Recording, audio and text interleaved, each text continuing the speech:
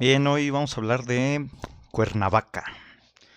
Sí, es el lugar donde van los capitalinos cada fin de semana y saturan la carretera, ¿no? Justamente a Cuernavaca, pero tiene un origen muy interesante, muy interesante posterior a la conquista. Vamos a revisar este artículo de Marcela Dávalos. El nombre antiguo de Cuernavaca era Cuauhnáhuac. Fue Hernán Cortés quien, al transformar su nombre, trastocó el orden en que antes vivían los tlahuicas en numerosos poblados, con sus propias normas de gobierno, deidades, costumbres, conflictos y organizados en un sistema de rotación e intercambio, conocido como Altépetl. Este era sobre todo en los pueblos del Valle de México, los Altépetl era una organización social común, ¿no? Cuernavaca no podría haberse asentado como cabecera sin los pueblos que quedaron sujetos a ella, es decir, la ciudad colonial se fundó al mismo tiempo que delimitó el territorio que quedaría bajo su dominio. Esa primera demarcación del territorio fue realizada por Cortés, luego de reconocer al lado de los indígenas principales la extensión de la antigua Cuauhnáhuac, área que, con más o menos cambios, hoy día reconocemos como el municipio de Cuernavaca. Recordar que Cortés pues llegó lejísimos, ¿no? En sus expediciones ya aquí en el territorio que ahora es México. Incluso fundó ciudades tan lejanas como allá en Baja California Sur, ¿no? La Paz también fue fundada por Cortés. Ya hablaremos en otra ocasión sobre ello. El conquistador eligió tal lugar como sitio de residencia y cabecera del Marquesado del Valle, cedido por la corona, porque desde ahí podía desplazarse tanto hacia el Golfo de México, donde poseía cultivos y ganados, que embarcaba hacia España, como hacia Oaxaca y Tehuantepec. Es decir, era un sitio económicamente importante, lo que ahora es Cuernavaca. Eh, Su estancia en la ciudad ha sido notificada desde 1523, entre 1523 y 1532, periodo por el que probablemente hizo grandes caminatas por Cuauhnáhuac, acompañado de indígenas de la zona, quienes le mostraron el territorio, validaron el nuevo orden y testificaron la posesión de las tierras prescritas por Cortés. Podría ser otra de las razones por las que optó, optó por residir ahí, aparte de la económica, lo que vamos a mencionar ahora. Lo anterior y diversas notas que referimos más adelante se deducen tres documentos conservados en la Biblioteca Nacional de París, ¿no? Unos títulos de Cuernavaca y el Códice Municipal de Cuernavaca, los cuales fueron estudiados por Juan Duvenart en el siglo XX y recientemente recopilados por Paula López Caballero. Esas son como las fuentes que tenemos coloniales de Cuernavaca, ¿no? Una de las relaciones favorecedoras que Cortés entabló fue con José Axacayatzin, indígena principal, quien, además de haber trabajado y ayudado en la construcción de la iglesia, del molino y la fábrica, acompañó personalmente a Cortés cuando se hicieron reparticiones y medidas de tierras que reordenaron Cuauhnáhuac. A cambio de ello, fue eximido de trabajar en las minas de Tasco y reconocido como principal. Las fuentes mencionadas muestran las largas caminatas que hicieron los indígenas con Cortés para presentarle la circunscripción de Cuauhnáhuac. Durante esos recorridos, el conquistador reconoció, fraccionó y eligió tierras para sí, como cuando estaba hacia el norte de Cuernavaca. El señor Márquez pidió un pedazo de tierra para su divertimento, no para trabajar en él. Tierra que después, cansándose de estar en dicho lugar, el conquistador se lo devolvería a los naturales. Así, sin más, los indígenas fueron expulsados de esa extensión y el conjunto de pueblos sujetos a Cuernavaca como su cabecera. Aquí vemos cómo los problemas agrarios vienen desde la época del virreinato, ¿no? Cuando se le quita la tierra a los nativos, pues por orden real, básicamente, y de ahí es un problema que cargará esta región del Valle de México hasta hoy en día, ¿no? Todavía existen tribunales agrarios y el reparto agrario en México no ha finalizado. Los repartos y reconocimientos de tierra que testificaron los indígenas principales, seguramente registrados en la primera versión de los códices, durante la estancia de Cortés en Cuauhnáhuac, refieren a 22 pueblos, en los que habitaban varios de los pueblos originarios, que habían huido y que José Axacayatzin los redujo a la Santa Fe Católica y los llevó a la cabecera, a la presencia de dicho señor Marqués, en donde recibieron el santo bautismo.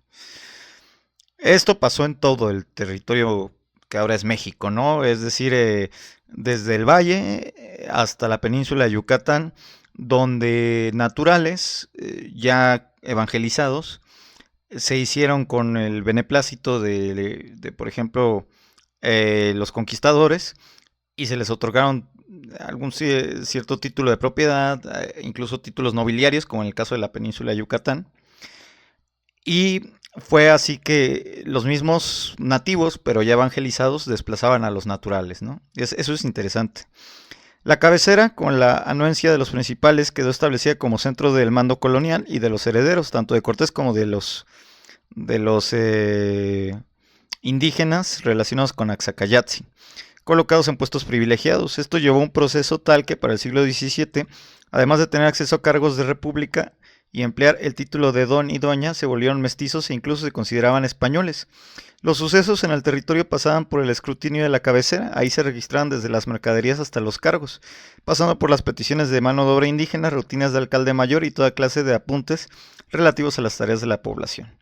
El nuevo orden se facilitó porque, como señala el historiador Robert Haskett, parte del sistema con el que funcionaban los poblados de Cuauhnáhuac prevaleció y alternó en el orden hispánico, es decir, el conquistador logró asentarse en aquellas tierras y fiscalizar el territorio desde la cabecera, facilitando a las élites indígenas tener un estatus. Esto es bien interesante, ¿no? Porque es como, digamos, el síndrome de Doña Florinda, ¿no? O sea, los indígenas, aún viviendo entre indígenas, entre sus originarios, pues ya hablaban español, ya estaban evangelizados y recibían el trato de don o doña por parte de los españoles, y entonces empezaban a someter a los demás indígenas que no estaban evangelizados en la misma medida, ¿no? Eso pasó en todo México, ¿no? Y sigue pasando hoy en día. A diferencia de otros lugares de la Nueva España que debieron ordenar sus territorios conforme avanzaban las décadas, en Cuauhnáhuac Cortés conservó su señorío sin participar de las congregaciones ni de la nueva organización de los pueblos indígenas, debido a los pleitos y negociaciones que mantuvo con la corona española. Dispuesta así la fundación de Cuernavaca ligada a sus pueblos sujetos al trabajo y al tributo, nos preguntamos cómo fue organizada su planta urbana, quienes participaron en la nueva distribución, si se mantuvo en ella algo de la antigua Cuauhnáhuac y qué sitio ocuparon los indígenas. A diferencia de otras ciudades coloniales en las que las trazas urbanas fueron resueltas por maestros de obra y arquitectos designados explícitamente para ese propósito, en Cuernavaca no fue así, ya que Cortés le fueron donadas villas, aldeas, vasallos, rentas, jurisdicciones civiles y criminales, entre otros privilegios. No es difícil deducir su intervención en el orden y distribución territorial. De Cortés se ha pensado que sus ordenanzas militares y administrativas estaban inspiradas en modelos derivados de las experiencias dejadas por la Reconquista contra los árabes en España, donde, debido a las condiciones materiales cristalizadas durante siglos por los mudéjares, los hispanos debieron recurrir a la población conquistada para lograr establecer su dominio. Por esta razón o por su experiencia en la conquista de Tenochtitlan, el Marqués del Valle hizo partícipes a los indígenas principales en la construcción del nuevo orden social. Esto es bien interesante porque, a diferencia del mundo anglosajón, el mundo hispano se ayudaba mucho de los originarios, y sobre todo estos originarios que ya se sentían más españoles que indígenas. Y ello les ayudaba mucho, pues básicamente a conquistar ya sin uso de la fuerza los territorios a lo largo de todo el mapa que ahora es México, ¿no? Las principales eran verdaderos intermediarios, lidiaban con ambos mundos, el indígena y el español, hablaban dos idiomas, vinculaban dos sociedades y sobre todo mediaban entre la República y las autoridades españolas en términos políticos. Es bien interesante, ¿no? Estos indígenas como el que mencionamos acá atrás, José Axayacatzin, hablaban náhuatl o la lengua náhuatl, que estaba posicionada en cierto punto del Valle de México, pero también hablaban español. Entonces eran intermediarios entre los dos mundos, entre el indígena y el español. Eso gestó en Cuernavaca una traza diferente a las de otras ciudades coloniales, en las que se distribuyó el espacio en razón del origen de sus habitantes, si eran españoles o indígenas, lo cual fue posible porque Carlos V dio a Cortés la posesión del único señorío que prácticamente existió en Nueva España, con derecho a perpetuidad, tributos y goce integral del marquesado. Eso explica Bernardo García Martínez, que marcó el devenir de Cuauhnáhuac. Es decir, se le había otorgado Cuauhnáhuac o Cuernavaca a perpetuidad a Cortés. El conquistador ejerció su mando a través de cacicazgos, despojos, alianzas, compra de tierras e indígenas o apropiación de recursos naturales, del mismo modo que intervino en el reordenamiento de la ciudad. En Cuernavaca no fueron las corporaciones las que decidieron el orden de las plazas, concesiones del mercado, molino, rastro, sino la voz de Cortés. A pesar de las protestas de las audiencias y de otros españoles contra los derechos dados, todo pasó por manos de Cortés. Por ello no es difícil suponer la intervención de Cortés en el diseño de la ciudad y el que no hubiese separación racial con los indígenas o que estos fungieran como representantes o intermediarios entre la cabecera y los pueblos sujetos. En este sentido, pues era un lugar mucho más asimilado, donde la población indígena estaba mucho más asimilada que en el resto de lugares conquistados posteriormente por la corona, ¿no? Cuernavaca se ha distinguido porque los poderes civil, comercial y religiosos no se ubicaron en un centro o plaza mayor desde la que se trazaron calles perpendiculares, por ejemplo la Ciudad de México. Por el contrario, tuvo varias plazas y sus caminos fueron sinuosos. Con esto llegamos a otra de las preguntas planteadas para las ciudades fundadas por los hispanos en América. La de si el modelo de sus trazas se caracterizó por el proyecto renacentista hispano, tomado del castrum que los reyes católicos construyeron al conquistar Granada, es decir, la expulsión de los árabes de la península ibérica, o que sirvió como símbolo de guerra santa y modernidad y precursor de las ciudades americanas, hispanas, obviamente. O si se conservan ciertos rasgos de las culturas prehispánicas. En este trabajo no se podrán desarrollar las posibles influencias grecolatinas y renacentistas en los proyectos utópicos llevados a cabo en Nueva España. Bueno, esto dice el artículo, pues, ¿no? Como por ejemplo las ideas de Tomás Moro, adaptadas por Vasco de Quiroga, aquí, en la Nueva España. Tampoco se pretende profundizar en los postulados arqueológicos sobre el orden que pudo haber existido en Cuauhnáhuac, previo a la hispanidad. Sin embargo, este artículo se centra en tratar de explicar las particularidades que dieron forma a Cuernavaca. Si ustedes han ido a Cuernavaca, es un lugar diferente, ¿eh? O sea, en la parte urbana es diferente a la mayoría de ciudades centrales de México, es decir, Puebla, Ciudad de México, Guadalajara, ¿no? Que Guanajuato, por ejemplo, ¿no? Que fueron ciudades muy importantes ya durante el virreinato posterior. Este era un proyecto muy personal de Cortés, ¿no? Está lleno de ideas del propio Cortés. Un primer punto para ellos es atender a la probable superposición que se dio entre los teocalis, o los templos indígenas, y las construcciones coloniales. En 2023, Francisco Ramírez Vadillo elaboró un plano de Cuernavaca en el que se encuentra una relación entre las pirámides prehispánicas, bueno, los teocalis, pues, y los sitios donde se construyeron el palacio, la catedral y los principales edificios coloniales. Y en este sentido se utiliza el término pirámides cuando sabemos que normalmente se refiere a basamentos piramidales. No eran pirámides como las de Egipto, ¿no? Por ejemplo, eran por capas, ¿no? Eran basamentos. Refiriéndose al urbanismo mexica de Cuauhnáhuac, Ramírez argumenta que la ciudad estaba rodeada de barrancas que no fueron impedimento alguno para tener sus barrios ordenados. Lo que aquí en Ciudad, bueno, lo que después se convirtió en Ciudad de México eran los calpulis, ¿no? Los barrios, digamos, donde vivía la población en general. Reflexión interesante que alimenta nuestra idea de que la fundación de Cuernavaca como cabecera logró concretarse al mismo tiempo que integró al territorio en el que se hallaban aquellos barrios prehispánicos, a los que convirtió en sus pueblos sujetos. Ramírez señala también los límites de la traza en ese ensamble de sitios prehispánicos y edificios coloniales. Para facilitar la lectura del plano en el que su autor superpone los sitios prehispánicos con los edificios coloniales, hace uso del sistema de orientación europeo de la época, ¿no? Por ejemplo, el Palacio de Cortés fue construido sobre el teocalli de Huitzilopochtli. Recordemos también que aquí en el Valle de México normalmente los teocalis estaban dirigidos ya sea a Huitzilopochtli o Tlaloc, ¿no? Sobre todo en las culturas nahuas. El antiguo convento franciscano sobre el juego de pelota Tlahuica.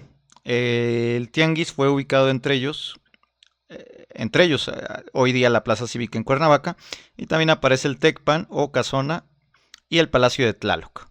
Igual otra especie de teocalli, ¿no? Porque eran como en Templo Mayor, ¿no? Aquí en Tenochtitlan, ¿no? Normalmente los teocalis importantes pues se dirigían a las principales deidades importantes para los pueblos, ¿no? Y que en casi todo el Valle de México eran Huitzilopochtli y Tlaloc. Era como esta dualidad, ¿no? Igualmente podemos dirigir la mirada hacia los extremos de cada punto cardinal, los edificios contenidos en cada cuadrante. Al norte de Cuauhnáhuac aparece delimitado por el hogar de la diosa de los caminos Ixtlamixcuatl, donde se halla hasta la fecha el Calvario, construido en el siglo XVI. Al sur hallamos el Calmecac, que era la escuela prehispánica para nobles, donde se levantó la iglesia de San Francisco. Al este el árbol de Ocote, antigua referencia hoy Ocotlán, y hacia el oeste Mictlantecutli, actual barrio de San Atón. Y luego en el cuadrante noreste quedaron agrupadas la mayor cantidad de poblados: Quetzalcóatl, Ometecutli, hoy Teopanzolco, Xipitoltepec, que ahora es la iglesia de San Francisco de Asís, y el Ejecatl, que ahora es Gualupita, así como Nanahuatli, que ahora es el Tadeo, y Tezcatlipoca, San Miguel. O sea, se hispanizó el Cuauhnáhuac original y se convirtió pues, en lo que después sería ya Cuernavaca, ¿no? Muy amigable, considerando la estructura la estructura de sustitución que se dio, por ejemplo, en Tenochtitlan, que fue mucho más agresiva, ¿no? Esto fue muy gradual. En ese sentido, hacia el suroeste correspondería casi en su totalidad al convento franciscano construido por el Tlacti, que era el juego de pelota, y el Tepochcali, la escuela para la población común en la época prehispánica. Por último, el cuadrante noreste abrigaba a Guadalupe, que era Tonantzin. Y fíjense qué interesante, porque tiene una estructura muy similar a lo que había aquí en Tenochtitlan, Tlatelolco, que eran los principales teocalis, dedicados a las principales deidades.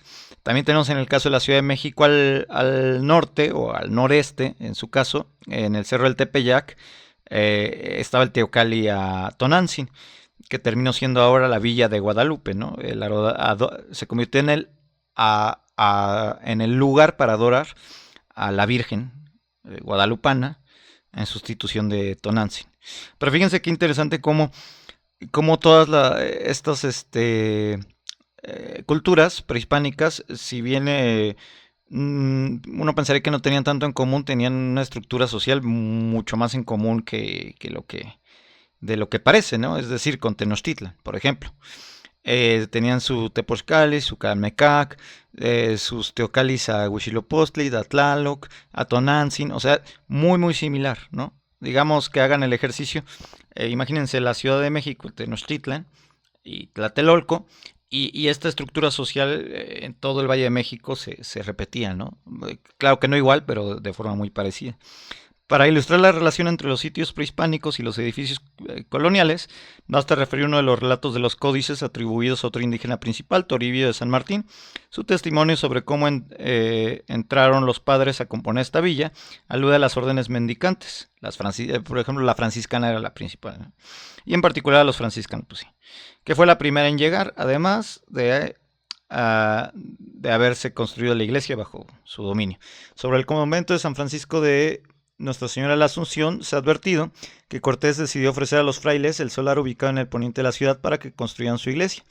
Por los códices y diversas investigaciones, es sabido que el convento comenzó a construirse en 1525 y fue terminado en varias etapas, es decir, fue muy pronto después de la conquista, ¿no? O sea, si la conquista de Tenochtitlan se da en 1521, pues ya la fundación de Cuernavaca, Cuauhnáhuac, pues ya, por ahí de 1525 es luego, ¿no?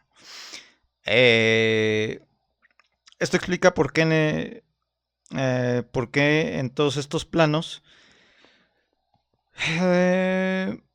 bueno, esto es algo que está en imagen, no vale la pena tanto mencionarlo, pero hay que detenerse en la fundación evangelizadora de los mendicantes, de los franciscanos. Cabe resaltar la coincidencia temporal en los franciscanos con Cortés en la fundación de Cuernavaca y plantear la pregunta sobre el papel que jugaron ante el ordenamiento de la ciudad. Si partimos de que Cortés pretendió ejercer en el marquesado el jus patronatus, es decir, que el poder civil pudiese participar en el nombramiento de los cargos eclesiásticos y designar a los oficiales de justicia y administradores, para así tener control y beneficio sobre los diezmos y primicias, no es difícil deducir que entre sus empeños estuvo también el designar el sitio que ocuparon los franciscanos en Cuernavaca. De esta forma, la determinación del conquistador y sus negocios con los religiosos imprimieron la traza de la ciudad. De ello habla una solicitud de los franciscanos a Cortés para que mandase destruir los templos paganos con la finalidad de erradicar completamente la religión de los indígenas. Algo interesante es que, a diferencia de lo que normalmente solemos pensar, Cortés no pretendía erradicarla así de tajo, como se hizo ya posteriormente en el virreinato, o asimilar las religiones indígenas de una manera tan agresiva como pensaríamos. Tenochtitlan fue un caso aislado porque era ya algo personal, o sea, era un tema personal, ¿no? Pero Cortés estaba como muy, Cortés tuvo al primer mestizo, ¿no? A Martín Cortés, aquí ya en el nuevo continente. Entonces Cortés era, digamos, mucho más light que otras encomenderos o que otras autoridades virreinales con los derechos de los nativos. Incluso los incluía en el gobierno, cosa que en gran parte de la época virreinal no pasó así en demasiados lugares, ¿no? De modo que bajo la uniencia del conquistador de Cortés, dos autoridades, la civil del marquesado y la religiosa, se instalaron en los extremos oriental y occidental de Cuernavaca. Es decir, era como un marquesado. Cuernavaca no estaba sujeta completamente a la autoridad de la corona, como si el resto del virreinato, porque era, digamos, un premio que se le había otorgado a Cortés, pues por sus servicios al rey, Carlos V, el de los chocolates, ¿no? Carlos III de España, pues. De los indígenas hay poca claridad sobre su presencia en la ciudad. La historiografía no ha consensuado cuál era su disposición en la cabecera del territorio o si se hallaban apartados en un centro español o no. Para acercarnos a esto, se pueden referir los estudios de Juan Dubernard en el siglo XX. Bueno, ya para ir acabando, en los alrededores del Palacio de Cortés se registran diversos sitios y nombres en náhuatl. Al sur, Pedro Bartolo asociado con Aticpac, hacia el norte, pasando el Jardín Morelos.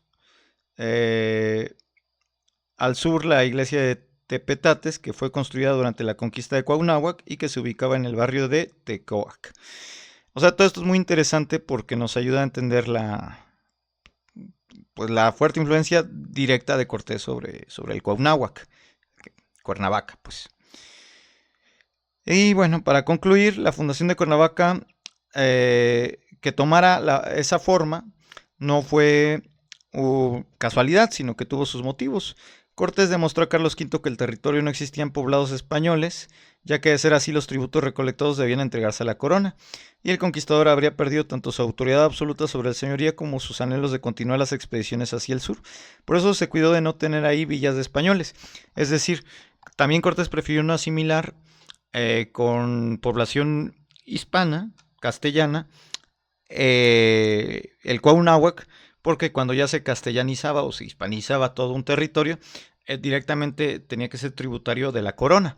En este caso, al dejarlo ser un marquesado con la mayoría de originarios, bueno, de habitantes originarios o indígenas, gran parte de las ganancias del tributo de la población era para él, no para la corona. Y eso no contravenía a la autoridad real, ¿no? Era inteligente el señor. Los indígenas principales, a cambio de acceder a tal rango, que eran estos indígenas que se posicionaban ya sintiéndose como españoles, porque se les otorgaba un título como de don, doña, etcétera, pues controlaban a los indígenas que no sabían español, tal vez, y ayudaron en la construcción del Palacio de Cortés. Los indígenas que no aceptaban ser llevados ante la presencia de dicho señor marqués, en donde recibieron el santo bautismo, tampoco fue fácil. Es decir, los indígenas que no aceptaban la evangelización, pues no la tenían fácil. El ya mencionado José Ayacatzin, aquel que acompañó personalmente a Cortés para mostrar el territorio, relató que para reducir a los otros indígenas y llevarlos ante Cortés debió vencerlos y sosegar el ruido. Para ello fueron necesarios 80 días, durante los cuales los indígenas y cito, lloraron en compañía de sus familias. Y así Cuernavaca como cabecera se convirtió en un singular reino dentro del marquesado de Cortés. Bueno, pues este fue el episodio de hoy, el relato de hoy. Está interesante, ¿no? Nos ayuda a entender como un poco las relaciones indígenas con respecto a Cortés. Síganos para más contenido, para más relatos de la historia. Denos un like, ya casi llegamos a más suscriptores. Y así también se ayuda a difundir más este contenido. Lo que estuvieron viendo en pantalla fue obra de José María Velasco y es una vista del Valle de Cuernavaca de 1881. Pues gracias, suscríbanse. Bye.